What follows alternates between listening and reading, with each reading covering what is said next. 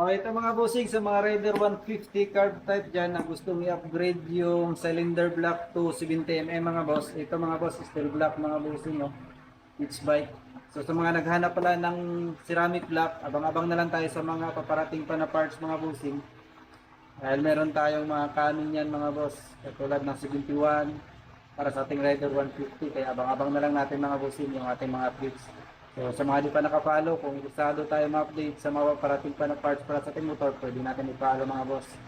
So ito yung ating steel block sa mga interesado din ito. Buksan natin para inyo din makita mga bossing yung ating steel block para sa ating Rider 150 carb type. Burkit na rin siya mga bossing, no? Mayroon na siya katamang gasket. At ito siya. Ito pala yung IRT rin niya mga bossing.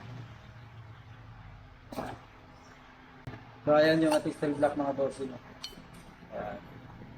Sa mga naghahanap pala ng ceramic block ng mga malalaki katulad ng 70, 71. So abangan nyo na lang yung ating updates mga bossing. Meron tayong paparating mga boss. So ito, yung ating steel block mga boss. Ayan, ayan ang sumilit mga bossing. Ayan. Sa mga interesado dyan.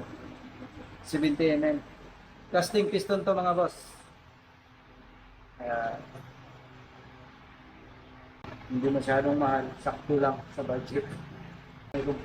So, kung ikukumpara kasi natin to sa ceramic block, talaga mas mahal talaga yung ceramic block compared dito sa ating steel block mga boss.